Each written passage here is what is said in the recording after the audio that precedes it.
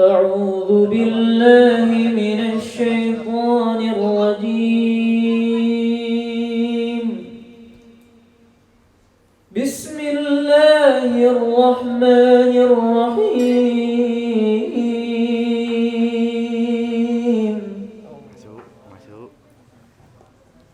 الحمد لله رب العالمين الرحمن الرحيم مالك يوم الدين إياك نعبد وإياك نستعين اهدنا الصراط المستقيم صراط الذين أنعمت عليهم غير المغضوب عليهم ولا الضالين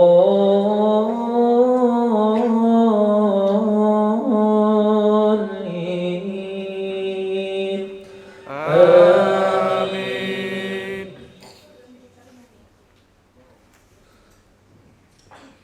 مثل الذين ينفقون أموالهم في سبيل الله كمثل حبة أنبتت 7 سنابل في كل سنبلة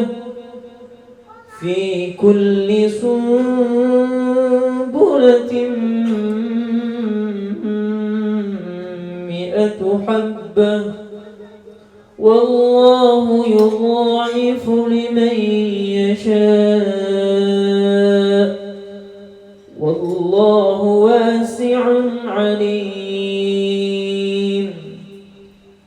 الذين ينفقون أموالهم في سبيل الله ثم لا يتبعون ما أنفقوا منا ولا أذى لهم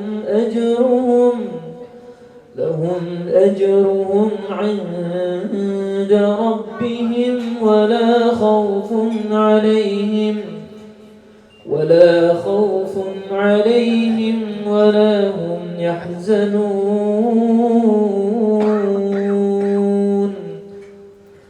قول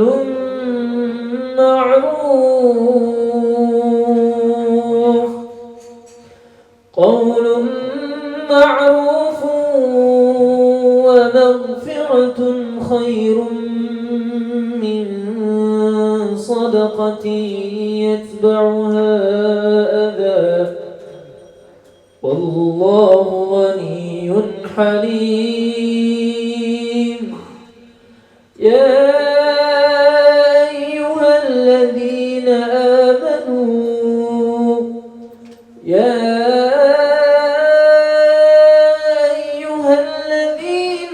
آمنوا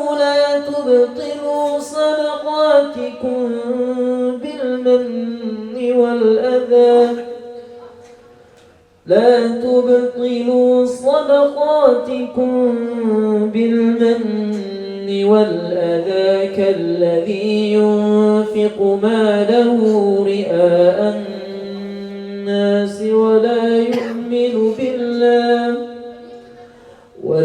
يؤمن بالله واليوم الآخر فمثله كمثل صفوان عليه تراب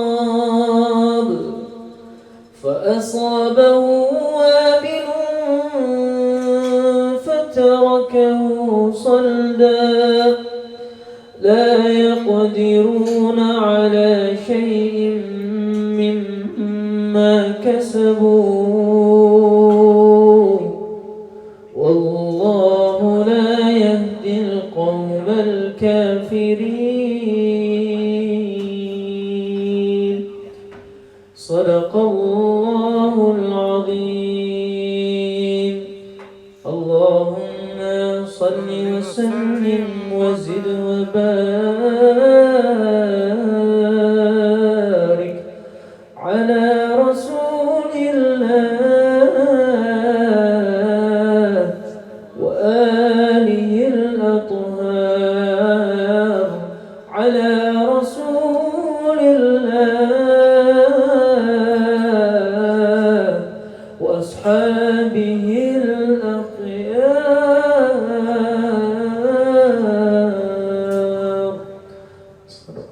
السلام عليكم ورحمة الله وبركاته. Assalamualaikum warahmatullahi wabarakatuh. Alhamdulillahi rabbil alamin. Alhamdulillahilladzi ja'ala al-arabiyyata min afsahil lughat. Alhamdulillahilladzi ala ni'matil iman. Alhamdulillahilladzi ala ni'matil islam. Al-zahirati wal batinah, as-sabiqati wal lahiqah, ad-dunyawiyyati wal ukhrawiyyah.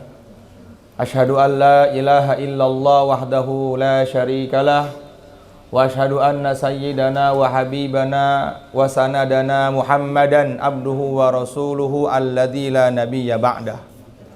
Allahumma salli wa sallim ala sayyidina wa habibina wa syafi'ina wa maulana Muhammad sallallahu alaihi wasallam, al-fatihi lima ughliq wal khatimi lima sabaq, nasiril haqqi bil haqq, al-hadi ila siratikal mustaqim, wa ala alihi wa sahbihi haqqa qadrihi wa miqdarihil azim.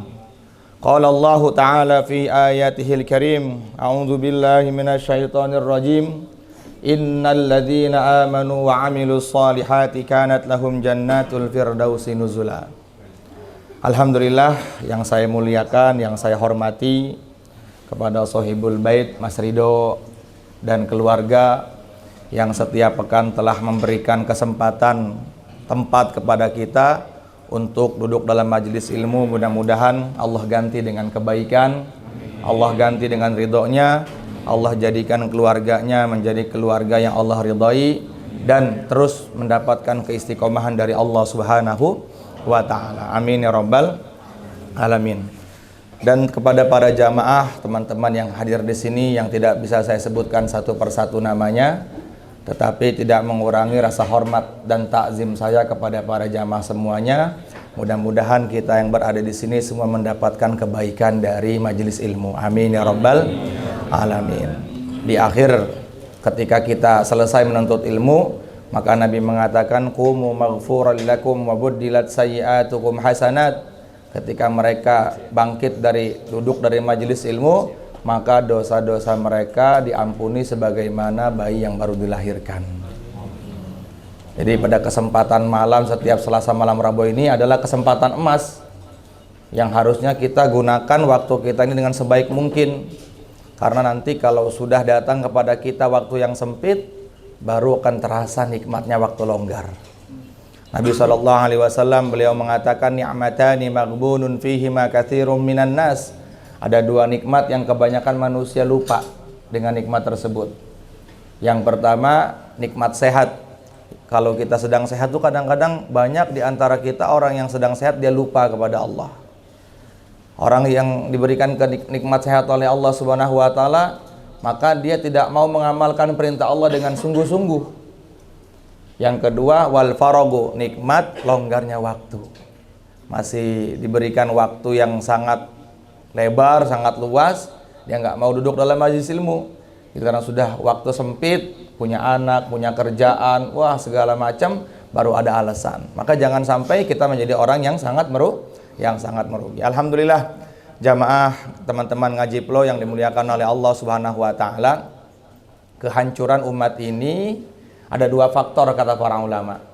Allah Subhanahu wa taala tidak tolong kita itu sebabnya karena dua. Yang pertama, karena kita tidak yakin dengan janji Allah.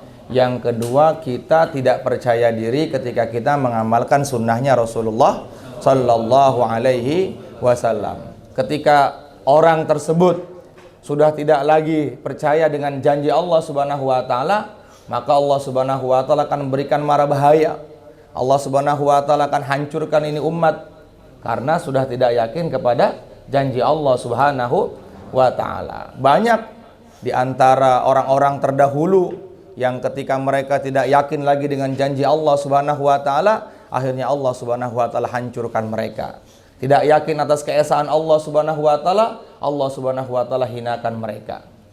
Kemudian yang kedua, tidak percaya diri ketika kita mengamalkan sunnahnya Rasulullah Sallallahu Alaihi Wasallam. Padahal Nabi Muhammad Sallallahu Alaihi Wasallam adalah satu-satunya manusia yang wajib kita ikutin, karena beliau adalah Nabi yang nanti akan memberikan syafaat kepada kita pada hari kiamat.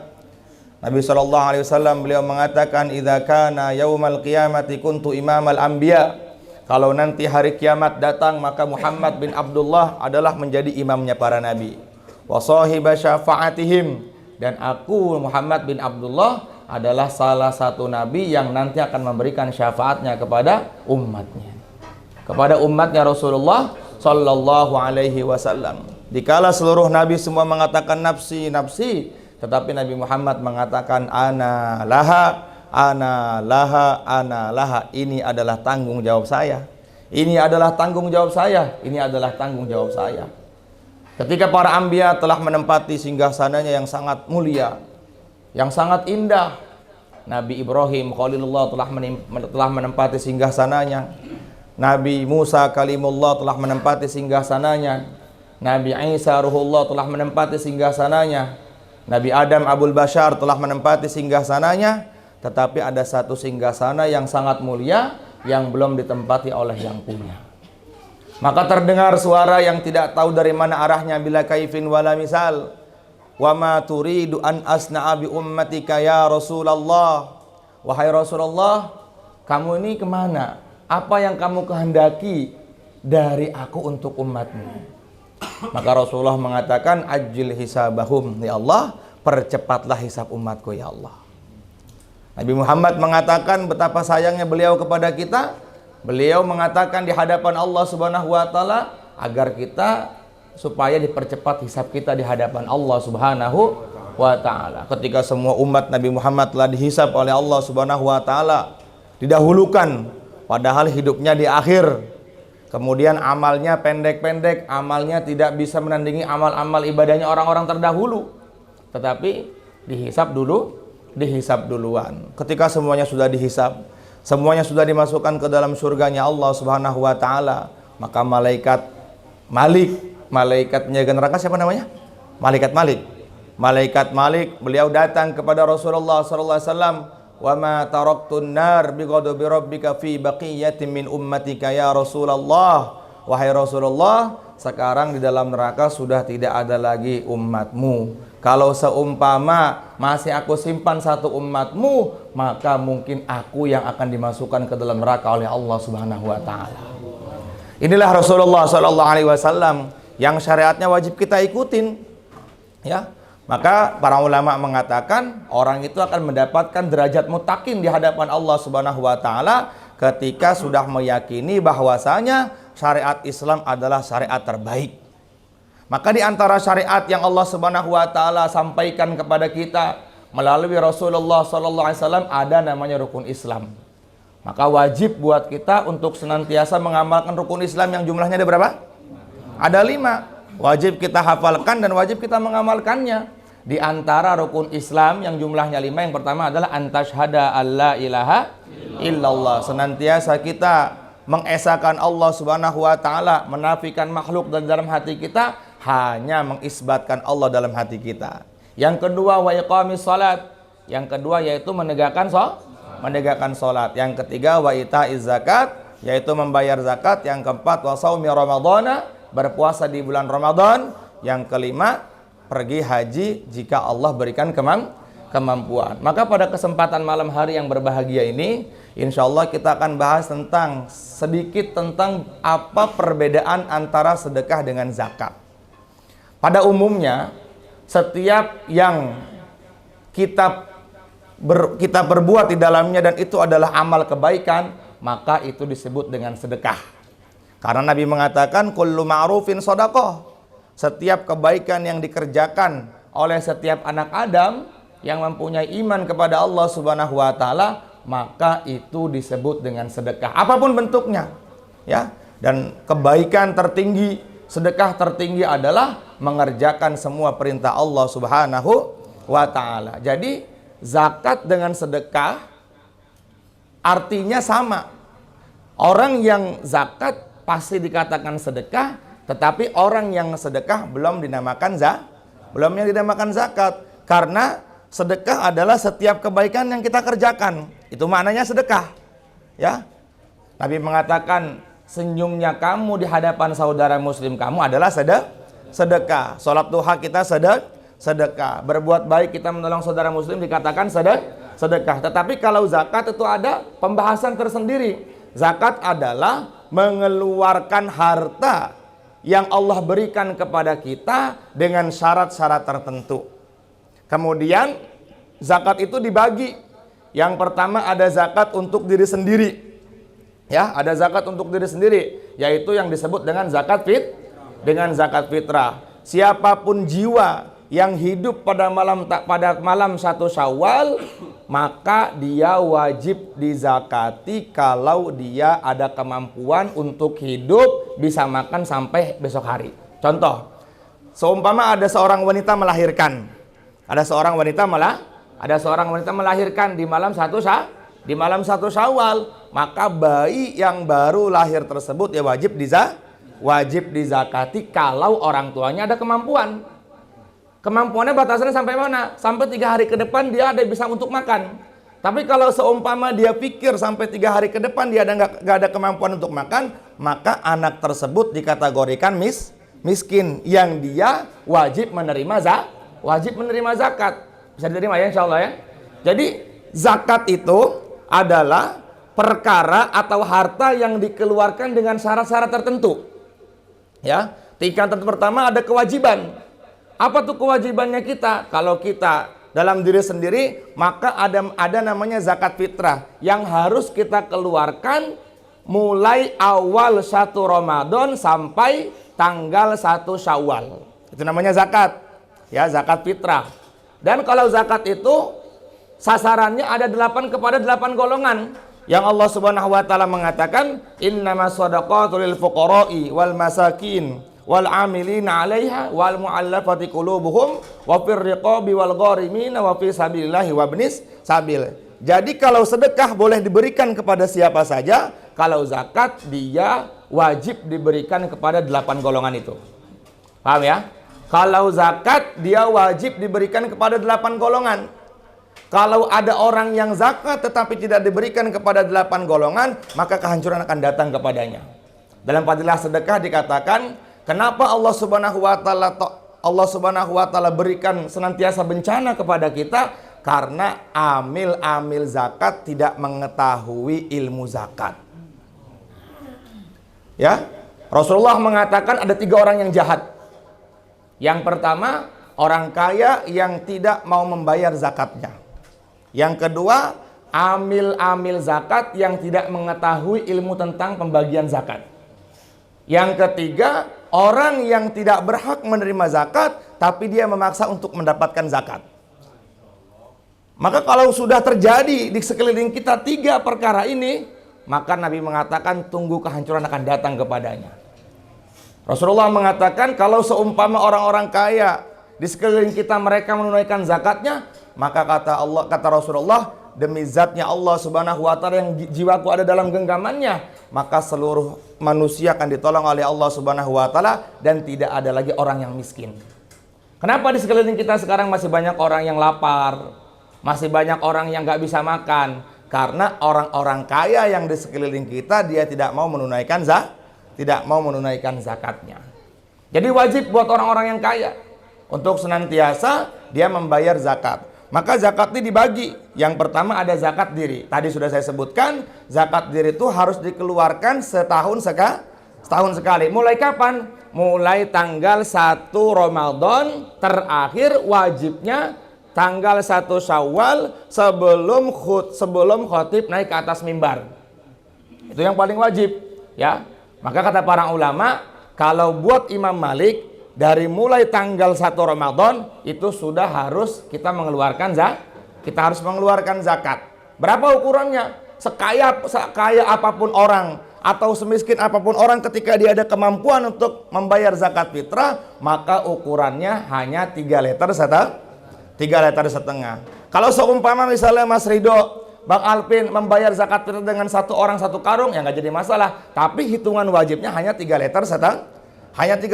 Sisanya adalah sedekah. Jadi yang 3 liter setengah itu wajib diberikan kepada 8 golongan. Nah sekarang ini banyak di antara kita di sekeliling kita masjid-masjid rata-rata mereka meratakan pembagian semuanya. Pak RT dapat, RW dapat, Pak Haji dapat, semuanya dapat. Bahkan yang lebih parah lagi, sisa beras yang masih ada di masjid mereka jual dan uangnya untuk masjid. Dan ini hukumnya adalah haram. Bisa diterima insya Allah? Maka buat para teman-teman DKM di sini yang merasa DKM harus mengetahui ilmu tentang zakat. Wajib diberikan kepada 8 golongan. Baik itu zakat fitrah ataupun zakat harta. Nanti ada namanya zakat emas dan perak. Nanti ada namanya zakat lagi perniagaan. Ada lagi zakat pertanian. Ada lagi zakat perdagangan. Nanti insya Allah kita akan bahas itu. Ya, maka zakat ini, pokoknya zakat itu wajib diberikan kepada 8 golongan. Siapa yang pertama? Lil fuqara, untuk orang-orang fakir. Apa definisinya fakir itu? Definisinya fakir adalah kebutuhannya lebih banyak, lebih besar daripada pemasukannya. Contoh, ada orang namanya Abdullah misalnya, namanya Abdullah. Penghasilannya 50.000, tapi pengeluarannya sampai 300.000. Maka orang yang seperti ini dikatakan fakir. Kalau seumpama sampai tanggal 1 Syawal dia belum ada kemampuan untuk membayar zakat karena tidak punya uang, maka dia wajib menerima zakat. Pas menjelang subuh banyak beras yang dia dapatkan sampai 5 karung, maka bagi si Abdullah dia wajib mengeluarkan zakatnya. Kenapa? Karena dia ada kemampuan untuk berzakat di hari itu. Paham ya insya Allah ya? Batasannya sampai kapan sih? Membayar zakat fitrah itu batasannya sampai sebelum maghrib selesai 1 Syawal. Ya, tapi itu sebagian ulama mengatakan haram. Jadi paling wajibnya adalah sebelum khotib naik ke atas mimbar. Ketika ada orang terlalu sibuk misalnya. Kemarin Idul Fitri kemarin ada orang yang sampai lupa zakat karena terlalu sibuk katanya.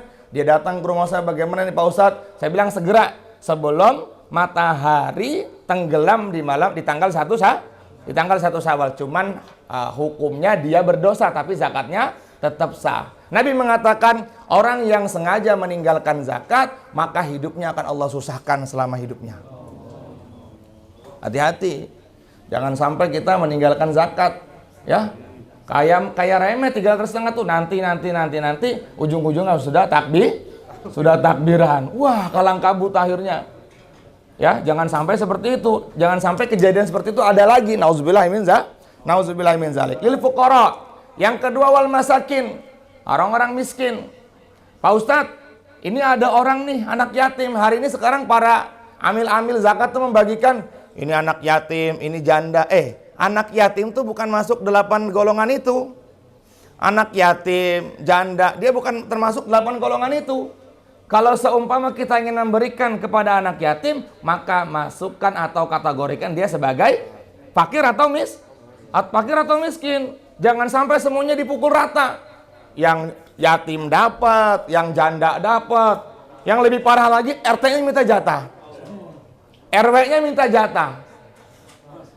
Terus yang lebih zalim lagi apa? Udah belajar tentang zakat, tetapi dia bilang, udahlah gak enak Pak Ustadz, biasanya kita ngebagi.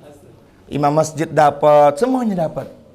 Ya, antum para imam kalau ingin mendapatkan bagian dari zakat fitrah, maka antum masuk orang miskin aja udah. Ya, masuk kategori miskin atau kategori fakir. Bisa diterima insya Allah di sini. Ya. Kemudian miskin, apa yang dimaksud dengan miskin? Dia balance. Pemasukan dengan pengeluaran dia sama. Contoh, penghasilan 200.000, pengeluaran 200.000. Kadang-kadang kurang. Maka orang yang seperti ini dia wajib menerima wajib menerima zakat. Baik itu zakat fitrah atau zakat harta. Nah, nanti hitung-hitungannya zakat harta beda nanti ya. Kalau zakat harta itu atau zakat perniagaan itu, zakat perdagangan itu dihitung kalau dia sudah mencapai satu nisab atau satu haul. Hitungannya wajib bulan hijriah dalam fikih. Nggak bisa dihitung 1 Januari 2022 kita mulai awal dagang, maka 1 Januari 2023 kita keluarkan zakatnya, enggak.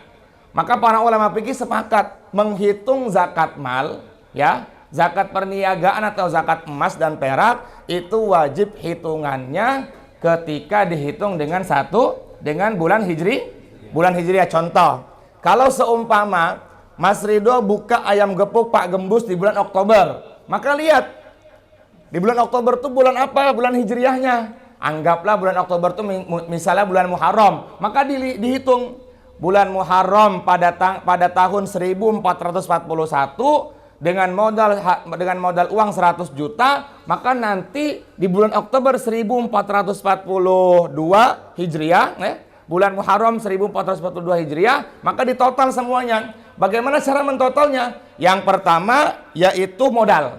Modal itu barang yang ada. Ya, ini bagi para pengusaha harus paham nih, ya. Yang pertama modal, dihitung nih modal. Ketika modal sudah dihitung, kemudian yang kedua keuntungan dalam usaha yang belum menjadi aset. Jadi kayak mobil, kemudian rumah, kemudian barang-barang branded yang kita punya, itu nggak usah dihitung, ya. Yang pertama modal. Yang dimaksud dengan modal itu kata para ulama fikih adalah yaitu barang yang ada untuk dijual. Paham ya di sini, Mas? Barang yang ada untuk dijual. Yang kedua yaitu keuntungan usaha yang belum diasetkan. Berarti masih disimpan atau masih ada di kotak duit. Kemudian yang ketiga yaitu piutang, duit yang dikeluarkan. Contoh, misalnya Mas Ridho meminjamkan uang sama orang, anggaplah 100 juta, maka dihitung tuh setiap tahun. Kalau dia belum membayar utangnya, maka terus setiap tahun dihitung terus. Jadi orang yang berhutang itu kalau seperti itu merugikan orang yang ingin mengeluarkan zakat. Kenapa? Jadi nanti makin besar jumlah yang dihitung jumlahnya, maka makin besar pengeluaran zakatnya. Bisa diterima insya Allah? Jadi seperti barang yang dipakai, mobil wajib zakatnya, nggak perlu dizakati, ya kan? Kemudian motor besar nggak perlu dizakati. Jadi kalau semuanya sudah dihitung dan sudah mencapai satu nisab, maka wajib dikeluarkan zakatnya. Jangan sampai ada orang sekarang setiap bulan gaji 5 juta, keluarin zakatnya 2,5%. Itu namanya miskinin orang. Walaupun kita dapat keuntungan 1 triliun, kalau belum 1 tahun, maka tidak wajib mengeluarkan zakatnya. Paham? Paham ya? Jadi kalau ada orang yang langsung diambil, ada orang dari kantor misalnya gajian, tiba-tiba 2,5% dari 10 juta diambil, maka perusahaan itu adalah perusahaan yang zalim. Ini kok saya diambil sih 2,5%-nya? Ya sekalian zakat loh. Jadi zakat itu dihitung kalau keuntungan kita sudah sampai mencapai ukuran emas 90 gram emas atau 85 gram emas. Anggaplah 1 juta lah ya. 1 juta aja biar enak ngitungnya. Ya. Sekarang emas 1 juta per gram. Kalau dalam tabungan kita ada uang, ya dalam 1 tahun itu, ya sudah bayar kontrakan, kemudian sudah bayar cicilan motor, cicilan segala macam, dan masih ada uang dalam tabungan itu seukuran 85 gram emas atau 90 gram emas atau lebih, maka keluarkan zakatnya 2,5%. Itu pun hanya sekali. Setahun sekali, bukan setiap bulan. Sekarang gini, kalau ada orang gajian 5 juta, kalau sampai setahun kira-kira masuk nggak ke 85 juta? Nggak masuk. Jadi orang yang seperti itu nggak usah ditarik zakatnya. Dan dia tidak wajib zakat. Paham ya? Ini jangan sampai salah kaprah. Dan rata-rata di Indonesia itu salah penghitungan zakat, Mas. Salah menghitung. Jadi habis gajian diambil 2,5%-nya. Ini saya zakat nih. Nggak begitu. Zakat itu hitungannya dia wajib nabung selama 1 tahun. Kalau dalam 1 tahun pada tanggal 1 Muharram tahun 1442, 1 Muharram 1443, duitnya kok dalam tabungan dan semuanya sudah dia lunasi, bayar pembantu sudah, bayar mobil sudah, bayar kreditan sudah, semuanya ada lebihnya, maka baru dikeluarkan zakatnya. Bisa diterima insya Allah? Paham insya Allah ya? Kemudian selanjutnya adalah zakat perhiasan. Maka ukurannya, kalau kita mempunyai emas, buat para wanita, misalnya para wanita nih menyimpan emas LM, logam mulia, ya, logam mulia 85 gram, ya, kita simpan punya emas, beli pada tanggal 1 Muharram, biar enak ya, 1 Muharram. Kemudian tuh emas nggak dipakai-pakai sampai tahun berikutnya, maka dia wajib menzakati emas itu. Tapi kalau perhiasan yang digunakan buat para wanita 850 gram, ya, kalau sudah batasnya 850 gram. Iya, berapa kilo tuh? Hah? Ya. Kalau LM ya atau logam mulia yang tidak dipakai, nggak mungkin dong dipakai ya kan, atau pasti disimpan kan ya. Maka ketika sudah 90 gram emas ini seperti ini, maka dikeluarkan 2,5%. Tetapi kalau emas perhiasan kalau sudah sampai 850 gram, ya, ini sebagian ulama mengatakan hanya 1 kali, ya, dalam seumur hidup hanya 1 kali. Ini pendapatnya Imam Ahmad ibn Hambal. Imam Ahmad ibn Hambal. Tapi kalau buat Imam Syafi'i, kalau walaupun dia pakai kemana-mana nih, dia pakai terus, maka setiap tahun dia wajib zakat. Dia wajib zakat kalau Imam Syafi'i setiap tahun. Ya, yang dipakai pun, ya, kalau sudah mencapai 850 gram. Waktu itu pernah saya jelaskan ke Pak Hakim ya. Tapi kalau buat laki-laki,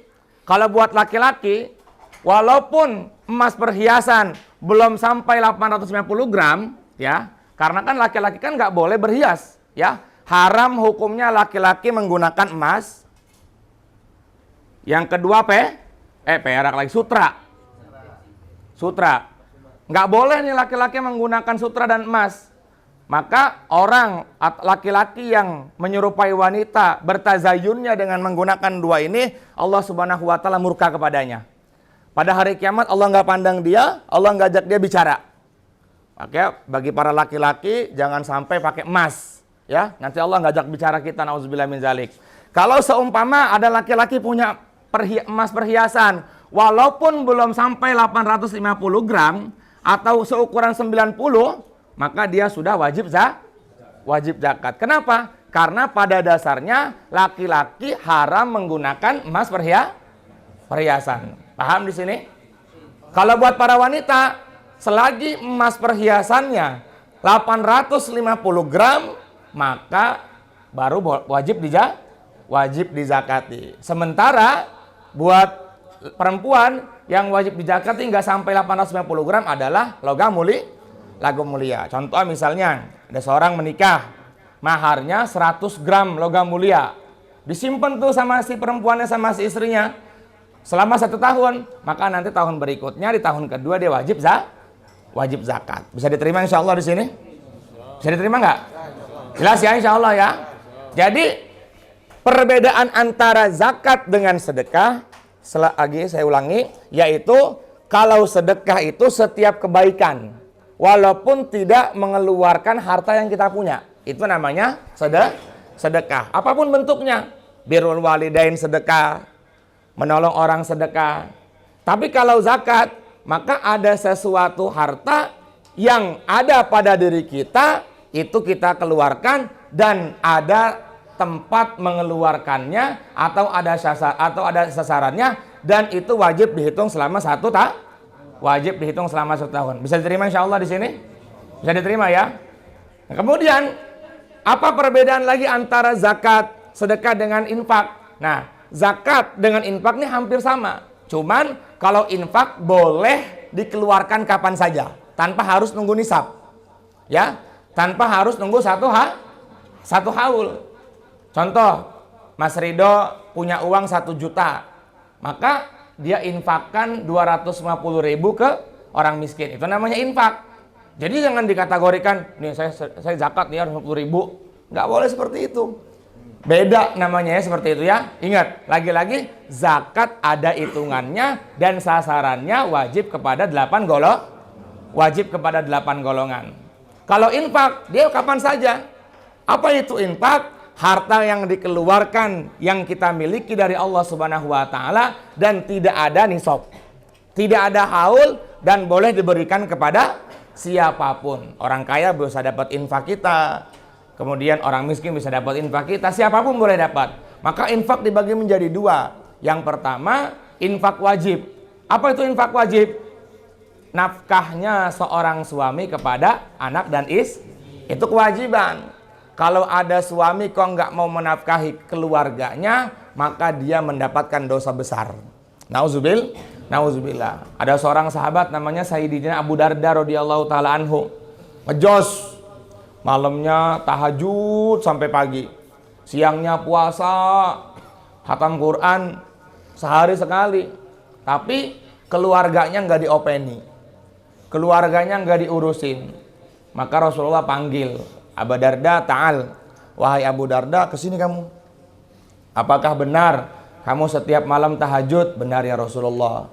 Apakah benar kamu setiap hari puasa? Benar ya Rasulullah. Apakah benar kamu tidak mempedulikan keluarga kamu? Benar ya Rasulullah. Kata Nabi, aku adalah manusia terbaik. Aku menikah, aku pun butuh perempuan, aku pun berdagang. Kata Rasulullah Sallallahu Alaihi Wasallam, beliau mengatakan, ya Abu Darda, fa'ati kulladzi haqqin haqqa. Wahai Abu Darda, setiap yang Allah titipkan kepada kamu itu punya hak. Ya, itu ada haknya. Makanya keliru tuh teman-teman yang berjuang terlalu semangat sampai di rumahnya ditelantarkan, itu dosa besar. Dosa besar itu. Kenapa? Karena kewajiban kita, infak kita yang bermakna wajib adalah menafkahi keluarga. Satu masa Sayyidina Utsman radhiyallahu taala anhu izin kepada Nabi, ingin ikut perang Badar. Ya Rasulullah, saya ingin ikut perang Badar. Ini adalah perang pertama kali dalam Islam. Maka saya ingin ikut, izin sama Tuhan. Nabi mengatakan, wahai Utsman bin Affan, sementara kamu sedang punya istri yang sedang sakit. Jauh lebih baik kamu ngurus dia daripada kamu ikut perang bersama saya. Tetapi walaupun beliau tidak ikut perang, namanya tercatat dalam Ashabul Badar. Jadi wajib kepada kita untuk senantiasa mempedulikan keluarga. Karena Allah mengatakan, ar-rijalu qawwamuna 'alan nisa. Sesungguhnya laki-laki lebih kuat daripada wanita dan dalam urusan apapun. Maka ketika Allah Subhanahu wa Ta'ala memberikan amanah istri kepada kita, Allah memberikan amanah anak kepada kita, senantiasa harus kita didik dengan baik. Nah, pendidikan itu dibagi menjadi 2. Ada pendidikan zahir, ada pendidikan batin. Pendidikan zahirnya seperti apa? Kita berikan kecukupan kepadanya. Kita berikan rumah, kita berikan pakaian, kita berikan kendaraan. Itu pendidikan zahir. Pendidikan batin itu bagaimana? Pendidikan batin ya bukan berhubungan karena masih terasa. Pendidikan batin adalah didik dia secara agama agar dia taat kepada Allah Subhanahu wa Ta'ala. Minggu kemarin sudah jelas, kita sudah panjang lebar kita jelaskan bagaimana cara suami mendidik istrinya, bagaimana cara seorang ayah mendidik kepada anak-anaknya. Maka dari itu seorang ulama mengatakan dalam penjelasan sedekah, namanya Syekh Ashraf Ali Tanwi, harta dibagi menjadi 2. Ibadah dibagi menjadi 2. Yang pertama ada ibadah badani. Apa itu ibadah badani? Ibadah badani itu adalah ibadah yang dikerjakan dengan anggota badan kita. Contohnya seperti kita sholat, kemudian seperti kita berzikir dengan lisan kita. Itu namanya ibadah badani. Ada ibadah mal. Nah, ibadah mal itu adalah disebut kata beliau ibadah dengan mengeluarkan harta. Beliau mengatakan yang dimaksud dengan ibadah mal di sini adalah ibadah mengeluarkan zakat yang wajib, bukan sedekah, bukan infak, tetapi zakat yang wajib. Maka bagi kita yang mempunyai kelebihan harta, yang mempunyai Allah Subhanahu wa taala berikan kepada kita harta yang berlimpah, maka jangan sampai kita lupa kepada orang-orang di bawah kita. Dan sering saya sampaikan di sini, sesungguhnya Allah Subhanahu wa taala menolong kita tuh bukan karena amal yang kita kerjakan, bukan. Tapi innallaha yansuru hadhil ummah bidi'afatihim. Sesungguhnya Allah Subhanahu wa taala tolong kita karena orang lemahnya di antara kita. Jadi kita harus pedulikan mereka biar mereka merasakan apa yang kita rasakan. Kalau kita senantiasa memberikan zakat kita bersedekah setiap hari, maka Allah Subhanahu wa taala akan memberikan pertolongannya kepada kita dan Allah akan memberikan rizki kepada kita. Maka kita harus punya konsep tuh, bersedekah tuh begini. Dengan sedekah Allah Subhanahu wa taala akan ridho kepada kita. Kalau kita nggak sedekah, kita pun nggak akan jadi kaya. Kadang-kadang orang kan menganggap bahwasanya kalau kita bersedekah nanti harta kita berkurang. Padahal orang yang nggak sedekah juga kalau memang takdirnya miskin, ya miskin aja hidupnya. Nabi mengatakan istangzilur rizqo bis sodaqot. Maka cara cepat untuk mendatangkan rezeki adalah dengan sedekah. Yaitu harus ada kepahaman dalam hati. Makanya tadi saya sampaikan, kenapa Allah Subhanahu wa taala tidak tolong ini umat? Karena nggak yakin dengan janjinya Rasulullah Sallallahu Alaihi Wasallam. Tidak percaya diri ketika dia mengamalkan sunnah. Bahkan di dalam hatinya mengira, masa sih betul? Nabi mengatakan barang siapa yang membaca Waqiah setiap hari, lam yaftakir abada, maka hidupnya tidak akan Allah fakirkan selama-lamanya. Aneh ya, masa cuma baca Waqiah kok jadi kaya? Yang benar sih, itu tuh perbedaan kita dengan para sahabat.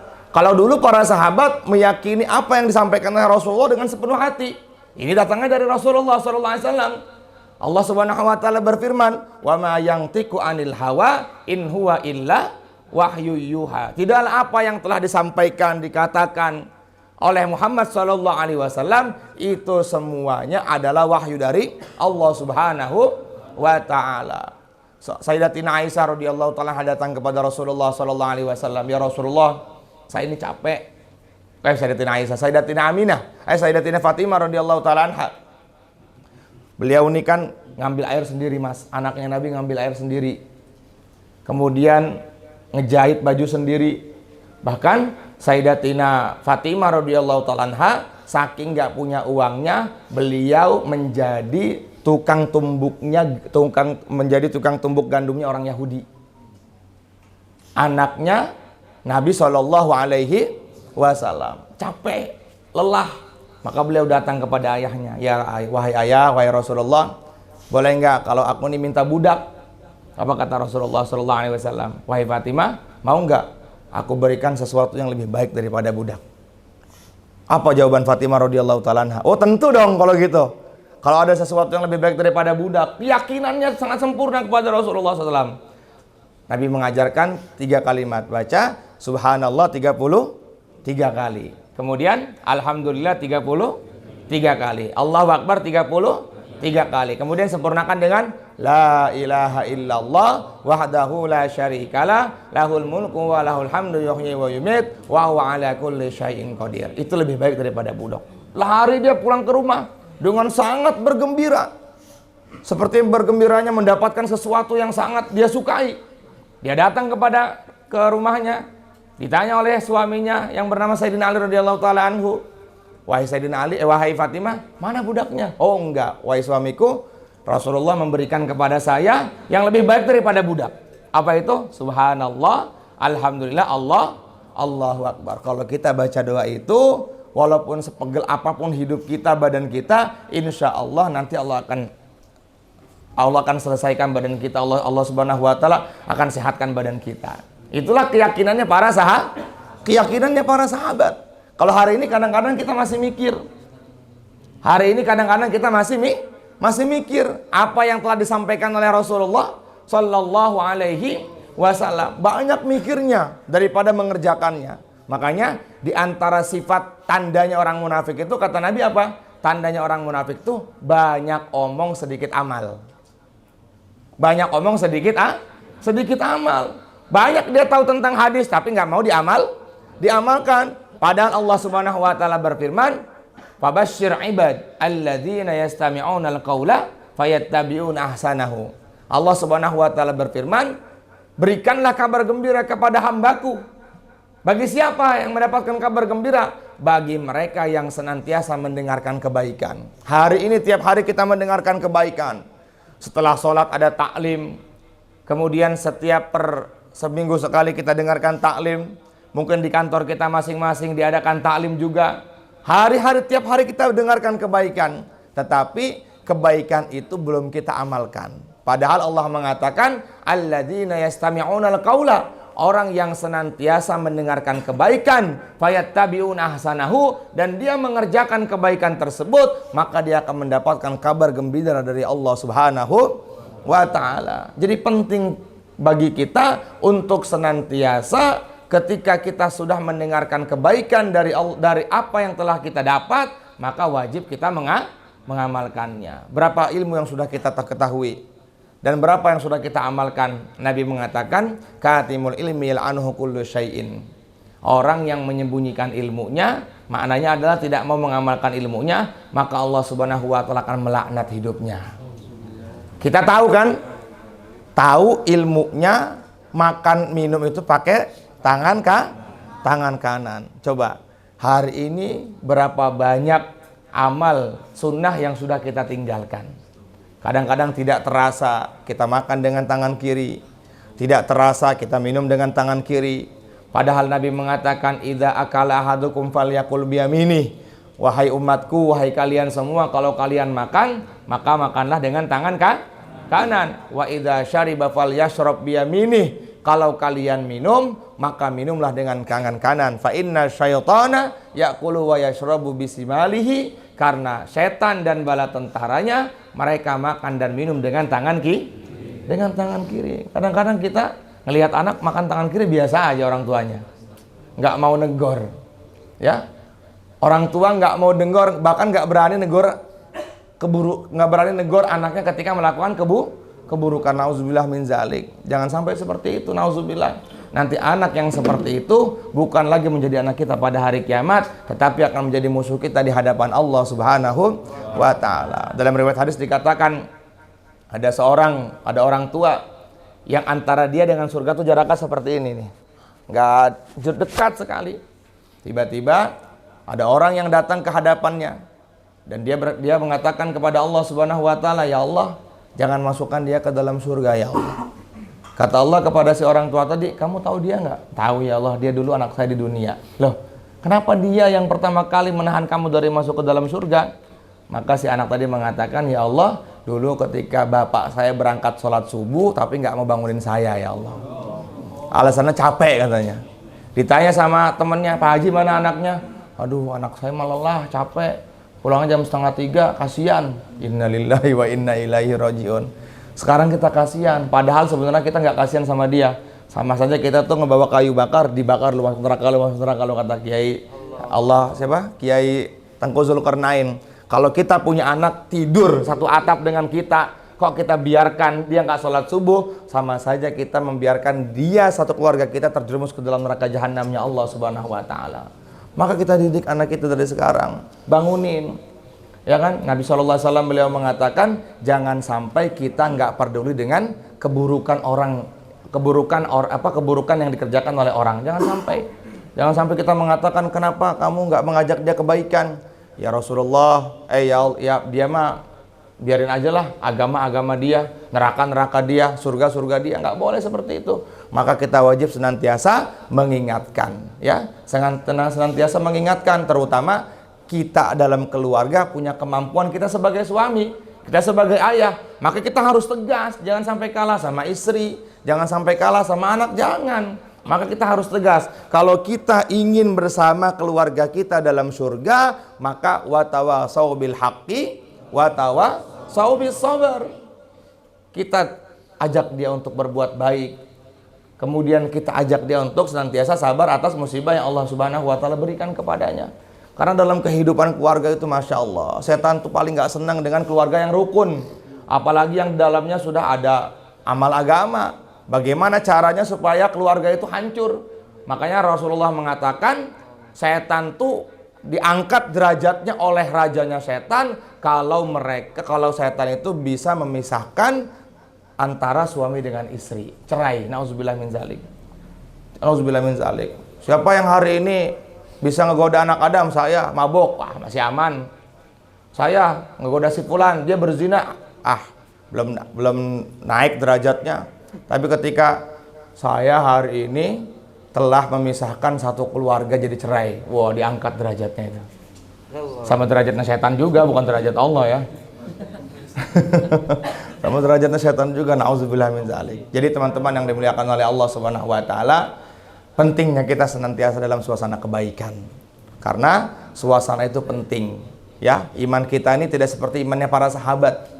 Jangankan kita, ada seorang dulunya sahabat hijrah pertama kali ke Habasyah, kata Nabi, kamu jangan berkawan dengan orang-orang Yahudi di Habasyah. Nanti kamu akan masuk kepada agama mereka. Akhirnya dia tidak mengindahkan nasihatnya Rasulullah SAW. Dia mengira bahwasanya bergaul dengan siapapun boleh. Tetapi hari pertama masih aman. Nauzubillah, hari kedua masih aman. Hari ketiga istrinya mimpi dalam tidurnya kalau suaminya dirubah mukanya oleh Allah menjadi babi. Ternyata pas pagi harinya dia sudah murtad, dia sudah kufur. Karena apa itu? Karena mencari teman yang salah. Kalau kita merasa iman kita ini tidak seperti belum kuat, maka senantiasa kita kumpul dengan orang-orang soleh. Jangan kita ikut mereka. Makanya kan dalam fadilah amal kan disebutkan, lu'inal ladzina kafaru min bani Israil ala lisani Daud. Ada orang soleh baru pindah tempat. Hari pertama dia diam aja sama orang yang maksiat, sama orang yang mabuk. Hari kedua dia duduk bersamanya. Hari ketiga dia minum bareng-bareng. Akhirnya hari keempatnya dia mati dalam keadaan kufur. Nabi SAW beliau mengatakan, sayati 'alan nas zamanun, akan datang satu masa di kalangan umatku, yusbihur rajulu mu'minan wa yumsi kafiron. Pagi beriman, sorenya sudah kafir. Dan banyak di sekeliling kita seperti itu. Paginya masih mencegah kemungkaran, tiba-tiba sorenya sudah bareng-bareng minum khamr. Sayyidatina Huzaifah radhiyallahu ta'ala beliau mengatakan, ya Rasulullah, siapakah orang yang paling mendapatkan fitnah terbesar? Nabi mengatakan, orang yang mendapatkan fitnah terbesar adalah orang yang hari ini dia mengatakan haram kepada satu perkara, ternyata besoknya dia mengatakan halal kepada perkara yang sama. Ya karena apa? Karena teman. Contoh, misalnya hari ini dia mengatakan, ini haram nih, nggak boleh kita kerjakan. Besoknya dia malah ngerjain itu. Itu termasuk orang yang mendapatkan dosa besar dari Allah Subhanahu wa ta'ala. Makanya senantiasa kita bergabung setiap Selasa malam Rabu. Allah Subhanahu wa ta'ala telah kumpulkan kita di sini. Tujuannya apa? Tujuannya agar iman kita terus ada dalam hati kita. Ya, karena iman itu nggak ada yang tahu. Abdurrahman ibnu Muljam, orang yang hafal Quran, imamnya para sahabat pada masa itu, siapa yang nyangka dia mati dalam keadaan kufur? Dia mengatakan, saya nggak percaya dengan Al-Quran. Akhirnya dia mati dalam kemurtatan kepada Allah Subhanahu wa ta'ala. Bal'am bin Baurah, siapa yang tahu? Orang yang sangat soleh, 40 tahun gak pernah maksiat kepada Allah Subhanahu wa ta'ala, tapi karena tergoda oleh wanita, akhirnya dia mati dalam keadaan kufur. Jadi luar biasa, iman tuh misteri, gak ada yang tahu. Maka senantiasa kita berdoa kepada Allah Subhanahu wa ta'ala dalam sholat, ihdinas siratal mustaqim. Ya Allah, tunjukkanlah kepada kami jalannya orang-orang yang lurus. Siapakah jalannya orang-orang yang lurus itu? Minan nabiyyin, siratal ladzina an'amta 'alaihim, minan nabiyyin wasiddiqin wasyuhada wassalihin wa hasuna ulaika rafiqa, dzalikal fadlu minallahi wa kafa billahi alima. Jalannya orang-orang yang telah Kau berikan nikmat kepadanya. Siapa sih yang diberikan nikmat oleh Allah Subhanahu wa taala yang imannya kokoh? Yang pertama para nabi. Para nabi itu setiap hari imannya naik. Tidak ada nabi yang imannya turun, tidak ada. Semua nabi itu semuanya imannya di atas rata-rata, Masya Allah. Makin banyak cobaan datang menimpanya, maka makin naik derajat imannya. Kalau hari ini kita Ada cobaan, kadang-kadang mengatakan, nauzubillah min dzalik, Allah gimana sih, nggak adil banget. Bagaimana sih takdir, kok begini banget sih gue dihidupin sama Allah ini. Allah nggak sayang sama gue ini. Orang kafir aja kaya hidupnya, saya yang ahli tahajud, yang ahli sedekah, yang ahli duha, kok nggak kaya-kaya. Nauzubillah min dzalik. Kalau ada orang punya pikiran seperti itu, maka hatinya sudah busuk. Karena memang Allah Subhanahu wa taala menciptakan dunia atas 3 bagian. Kata Sayyidina Abbas radhiyallahu taala anhu, bagian yang pertama juz'un lil kafir. Dunia Allah Subhanahu wa taala bagian pertamanya untuk orang kafir, lil kafir yatamatta. Buat orang kafir tuh dunia tuh sebagai hiasan. Semua dicukupin oleh Allah Subhanahu wa taala.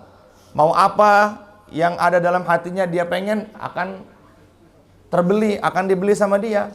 Makanya memang seperti itu tujuannya dunia itu. Kemudian yang kedua, walil munafik yatazayyan. Bagian yang keduanya buat orang munafik.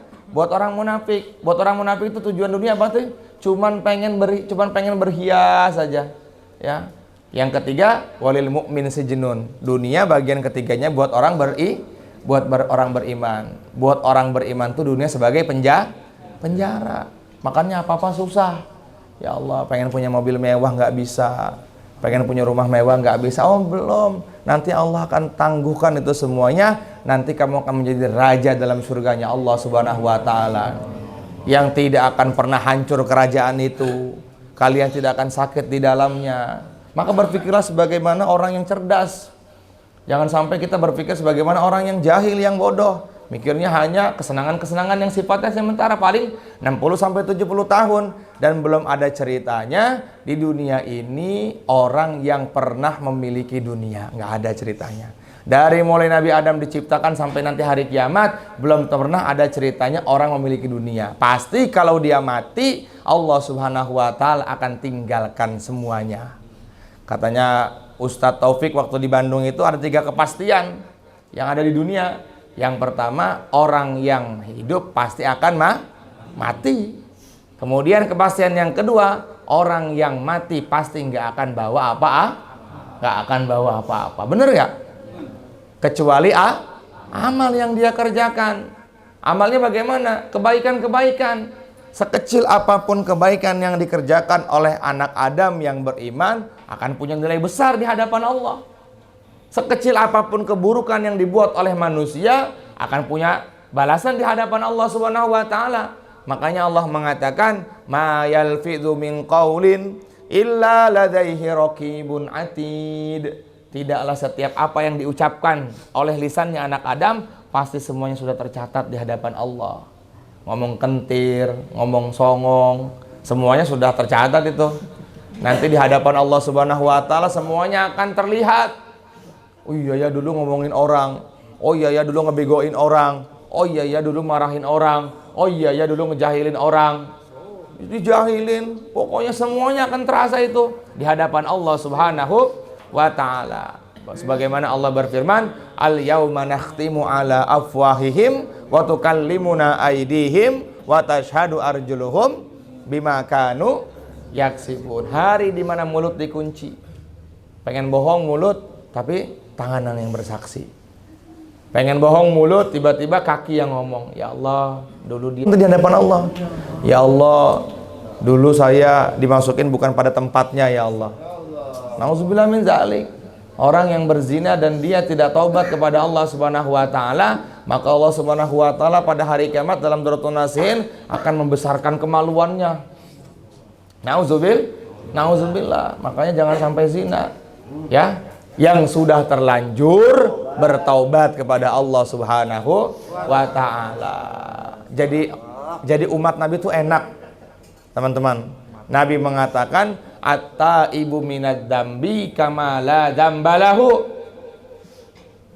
At-taibu minad dambi kama la dambalahu. Orang yang bertaubat dari melakukan dosa, taubatnya sungguh-sungguh, maka kata Nabi seperti orang yang tidak punya dosa. Seperti orang yang tidak punya dosa. Enak sekali, Masya Allah.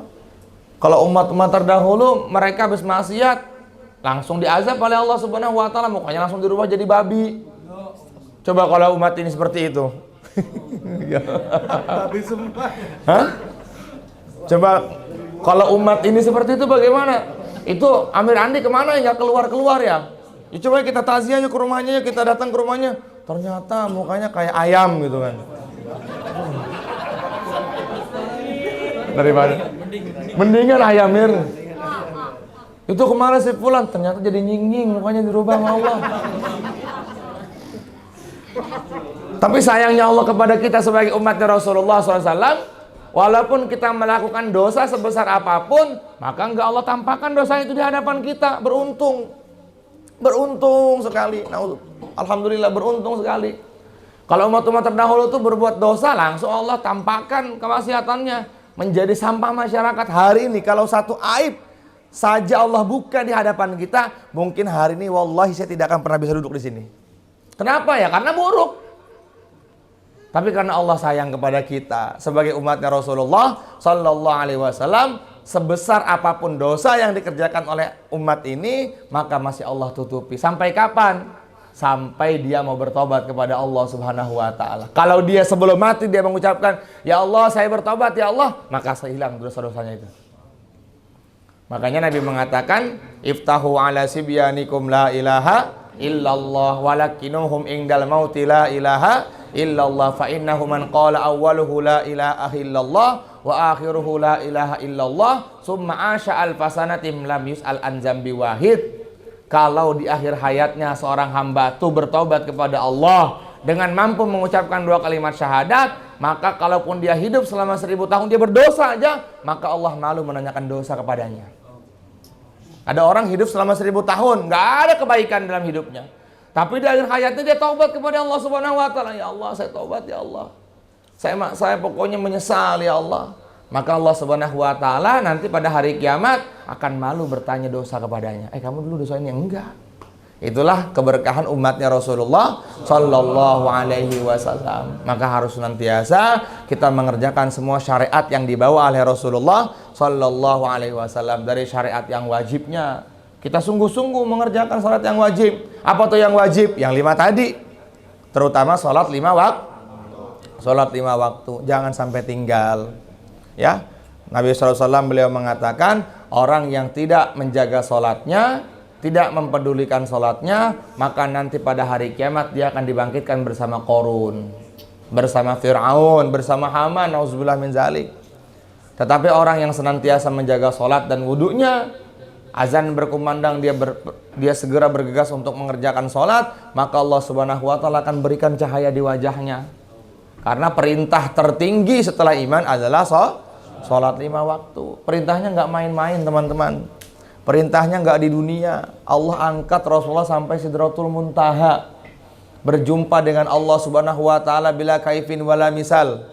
Ya nggak bisa kita bayangkan bagaimana perjumpaan Nabi dengan Allah Subhanahu Wa Taala menerima perintah sholat. Allah jalankan di waktu malam yang begitu cepat, yang para ulama mengatakan perjalanan Nabi yang begitu panjang itu lebih cepat daripada kedipan mata manusia.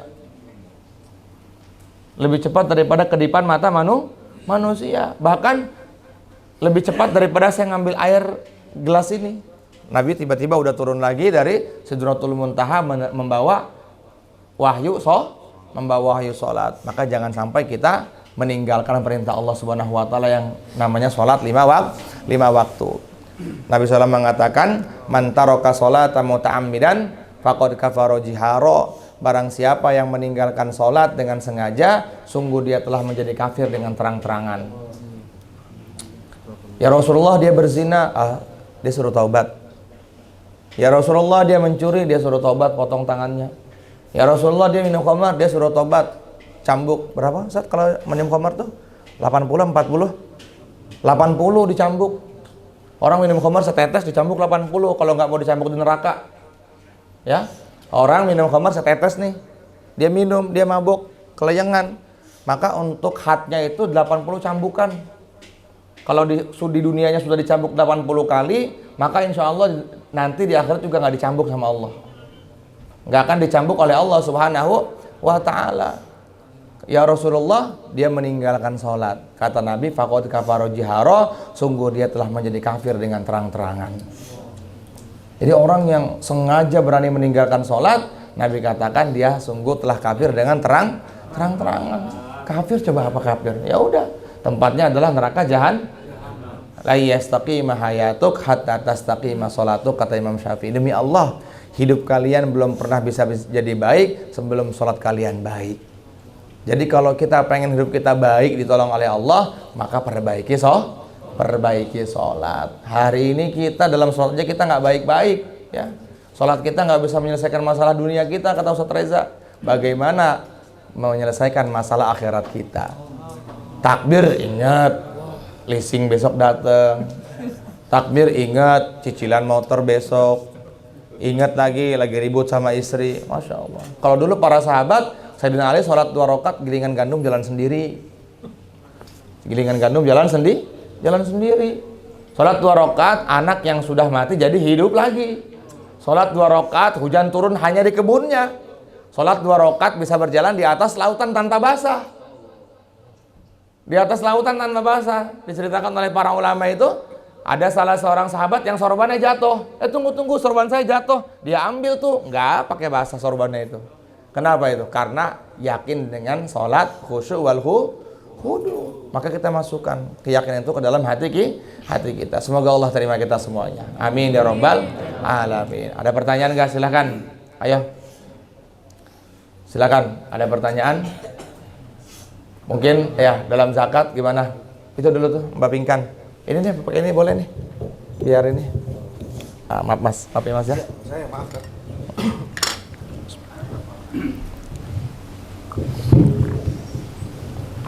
Assalamualaikum Pak Ustadz. Saya mau nanya, kalau sedekah itu ada yang sah apa?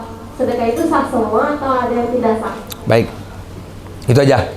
Karena kan saya itu masuk di dalam grup ruang sedekah. Jadi itu dalam itu orang di mana-mana, tapi ada satu pengurusnya itu yang ngelola, yang bikin makanan, yang bagikan di daerah-daerahnya gitu. Ada sedekah yang gak sah, itu sedekah dengan harta yang haram.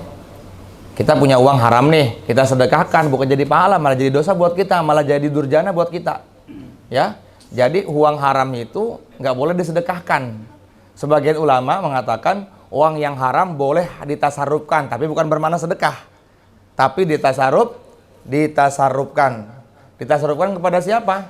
Kepada limaslahatil muslimin. Contoh, misalnya ada orang dapat uang judi 250 juta.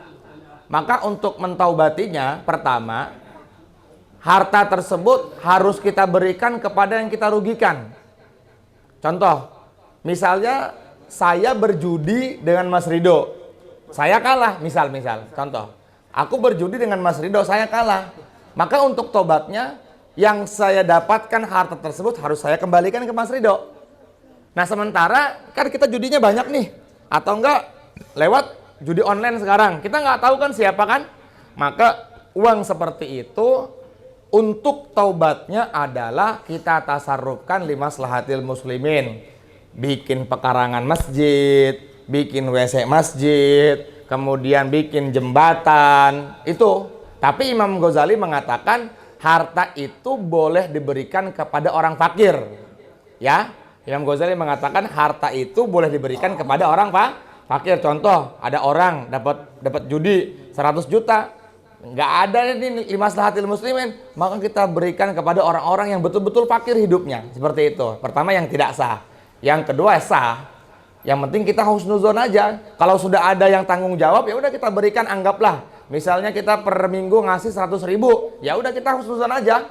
Nah, yang jadi dosanya itu dianya yang nerima. Kalau dia tidak menggunakan atau memanfaatkan sesuatu itu dengan yang tidak baik, maka dia yang jadi dosa. Seperti itu. Kalau kita ngasih 100 ribu dengan duit yang kita punya, itu aman. Seperti itu. Wallahu alam.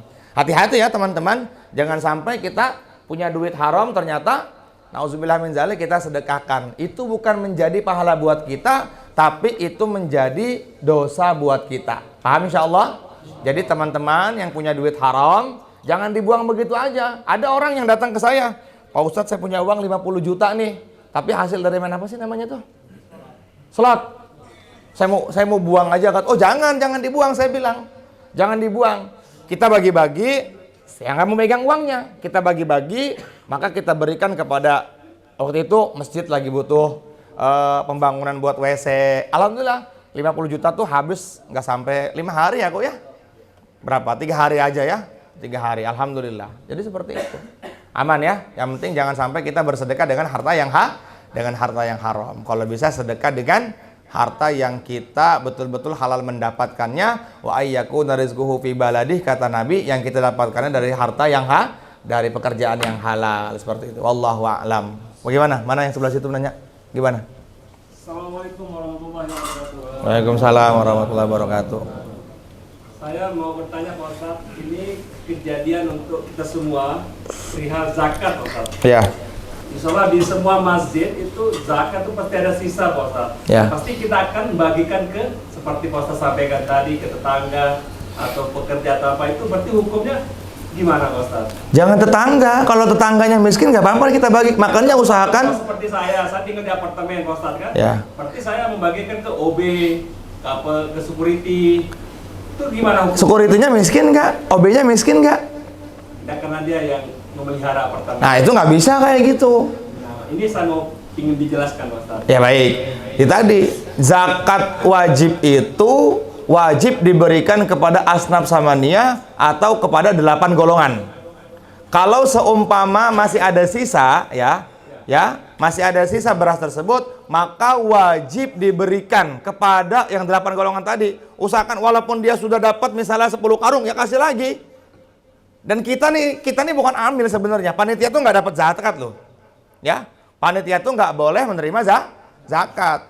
Panitia itu betul-betul dia ya udah ikhlas karena Allah Subhanahu wa taala aja. Jadi nggak ada kategori saya ini amil. Amil tuh dalam fikih adalah seseorang yang ditunjuk oleh pemerintahan yang sah. Contoh misalnya kemarin yang memimpin Jakarta adalah Pak Anies. Maka Pak Anies tuh dia harus datang ke setiap wilayah-wilayah. Dia harus datang ke Kecamatan Cengkareng, kemudian dia panggil ustadznya, dia tunjuk salah satu orang, kemudian dia tunjuk lagi kepada yang lain. Kamu bagian ini, kamu jadi amilnya itu. Jadi kalau yang ada sekarang tuh bukan amil, panitia, dan panitia tuh nggak dapat zakat. Ya, haram hukumnya panitia menerima zakat. Haram hukumnya. Ustadz pun nggak boleh menerima zakat. Ya, alhamdulillah di masjid saya sudah 2 tahun ini berjalan dengan baik. Tidak ada namanya RT RW Pak Haji dapat zakat. Dulu iya. Tapi setelah kita bikin daurah zakat selama 5 hari, akhirnya dirubah. Memang awalnya nggak enak. Ya ini kebaikan. Awalnya pahit kebaikan itu. Sampai ada orang, kita udah nggak mau jadi panitia lagi, nggak dapat sekarang. Ya nggak jadi masalah. Berarti antum jadi panitia bukan karena Allah. Nah, maka akhirnya dari pihak masjid mengeluarkan uang sekian ratus ribu untuk memberikan kepada panitia uang capek. Tapi jangan sampai dari uang zakat itu. Paham ya? Makanya gini, bagus tuh. Kalau kita zakat itu begini. Nih saya zakat fitrah 3,5 liter nih bang. Saya zakat fitrah, nih saya kasih uang 100 ribu. Nah 100 ribunya kan itu infak. Boleh diberikan kepada siapa? Dan itu yang kita pakai di masjid.